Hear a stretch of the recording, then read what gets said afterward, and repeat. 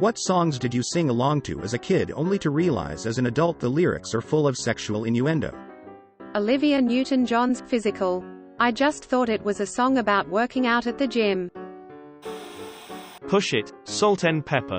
We used to skate at the rink and sing that with no clue. Ladies and Gentlemen, Salt and PEPPAAAAAA.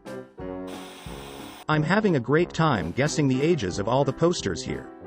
Mine is, My Anaconda Don't Want None Unless You've Got Buns Hun.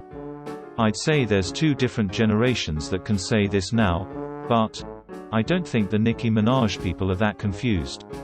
Asterisk and a round thing in your face, you get sprung. Asterisk.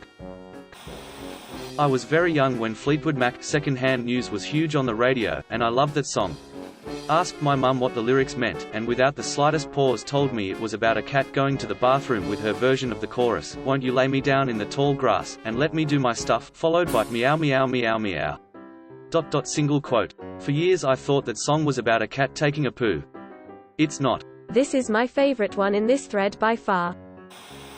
My 7, 5 and 3-year-old are randomly obsessed with Californication. They sing it all damn day.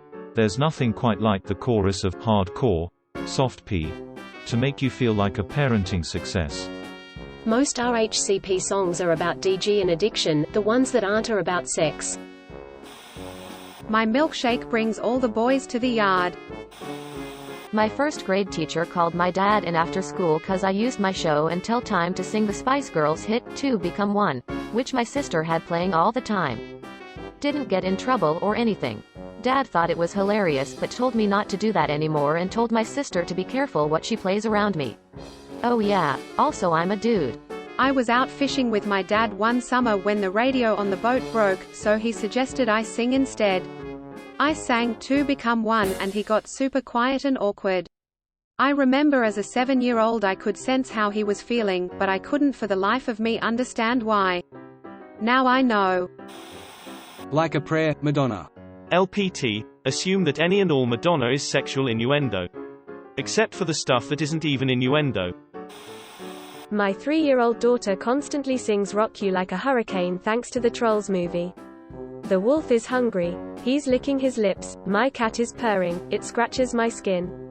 It only just now occurred to me that I don't know a single lyric from the verses of that song, just the chorus. I used to sing along to Cherry Pie by Warrant as a kid. Got detention for listening to Pour Some Sugar on Me in 7th grade at school on our Walkman. 1987. Macarena. Edit. Sorry for ruining that for some of you. Laughing face. Yep, having an affair while their BF is in the military, if I recall correctly. Fun story, when I was in elementary school in the early 80s, our music class had one day a month that we could bring in our own records from home and play one song for the class. In the interest of music appreciation, we would then discuss the song we played, like a kind of show and tell. Since this was the early 80s, Grease was huge. Huge in that way that things just aren't anymore. Everyone had that soundtrack. Families went to see it together or watched it on cable. Every house that had a piano had the sheet music, and the soundtrack was at every house you went to, friend and family. Grease was universal. Everyone had seen it and everyone loved it. Grease was, in fact, the word. So at WASNT it all weird to us when my friend Chris brought in the soundtrack and for his song played Greased Lightnin'. Just a cool song about a really cool car and how cool the cool car was. Cool. We're like 6 years old and all bobbing our heads, and a couple of us are doing Travolta moves from the movie, cause again this was a movie not only everyone had seen but had often seen multiple times, with their family no less. We had it memorized. So we're like a third of the way in and the teacher freaks the F out and record scratch and she grabs Chris and they are off to the office and the rest of us are in stunned silence. Later we find out Chris is sent home for bringing in a dirty song. But it's not a dirty song, it's Greased Lightnin'. It's about a cool car that is cool. It's not dirty, is it? So naturally, kids being inquisitive and all that, we form a committee to explore the validity of her accusation. We're getting together after school and listening closely and starting and stopping the song, but what really helped was getting older brothers involved. That changed everything. Getting lots of tit like boob, oh man. Chixel cream? I thought it was scream. Well, what the hell does creaming mean? Long story short but still long, if Mrs. Olsen could have chilled the F out for another minute and a half, over 30 children would have gone on not knowing nor being curious about the fluid dynamics of female ejaculate, and that would have been that. Greased Lightning would have just kept on being about a really cool car. Great work, Mrs. O. We tried to get approval to do Grease in high school. There was an objection to it a few years earlier. We had to go to the superintendent. His answer was, "There is way too much talking and singing about sex for that to fly here. I love the play and the movie is iconic, but I love my job here and I would like to keep it as long as I can." However, the Summa Theatre program run by the Parks and Rec department has way more leeway. It was the first time remember having someone be that honest with me, or the group of us, as a teen. We did Little Shop of Horrors. Grease was done in the summer and the superintendent was at all 3 shows we did.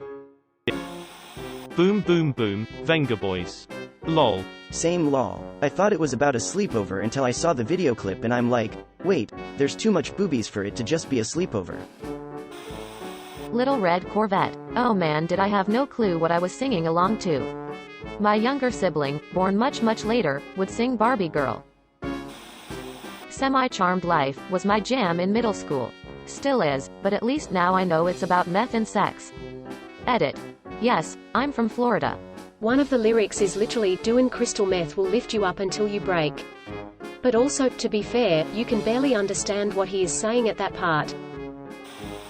Not me, but my mom, who's an immigrant and English is her second language, sang every inappropriate song at home when I was a kid. Including, but not limited to, Whole Lotta Love by Led Zeppelin, with her singing how she's gonna give me every inch of her love. Lolol, and Super Freak, she thought for years that kinky girl meant curly-haired girl because I have curly hair. My mom's AFing right yal. As a kid, I thought the lyric was geeky girl instead of kinky girl. Then sometime in high school, I wondered what was wrong with taking a geeky girl home to meet your mom and look the lyrics up. It made much more sense at that point. Mambo number 5. Radio Disney had a version of this. It was disturbing. A little bit of Minnie in my life. A little bit of Mickey by her side. A little bit of Donald all I need. A little bit of Daisy what I see. A little bit of Pluto in the sun. Huey, Dewey, Louie can't go wrong. A little bit of Goofy everyone. A little bit of him makes life so fun. Genie in the bottle, you gotta rub me the right way. One of Disney's current crop of teenage girls did a remake of this song and they changed the lyrics to, "You gotta ask me the right way." I find this way too amusing. A colleague of mine at a secondary girls' Catholic school stood up and sang Get Lucky to the whole year group on their prom day without having thought about what it meant. He even tried to get them singing along, but mid-chorus people stopped and just started staring uncomfortably at their feet. The headmistress wouldn't even make eye contact with him for the rest of the day. I mean, that one isn't subtle. There is no other possible meaning of up all night to get lucky. He started with just the chord sequence and I thought that sounds like Get Lucky. No, can't be. Then he started singing it. The horror. Can you blow my whistle, baby? Don't worry, my sister was in her 30s when this came out, and I had to explain it to her. Embarrassingly, at 68 years old I only realized about a year ago the innuendo in the lyrics of Combine Harvester by the Wurzels. I drove my tractor through your haystack last night. Candyman by Christina Aguilera. Still a class song, but now understand she wasn't signing about Willy Wonka. Afternoon Delight. Definitely not a song family should karaoke together. Prodigy Smack My Bitch Up was my favorite song as a child. I made my parents blast it on the radio, cutely singing along. But though he said, "Snap my picture." ITT, a whole lot of songs that are blatantly about sex, not innuendo. Seriously. I'm seeing songs containing the lyrics, "my pee, my crack," and "I want to F you like an animal" in the first like 10 comments. That's not innuendo, folks. Barbie Girl, Aqua. You can brush my hair, undress me everywhere. Thank you for watching. We upload new videos every day, so be sure to come back for more fun. Please consider liking and subscribing if you enjoyed the video.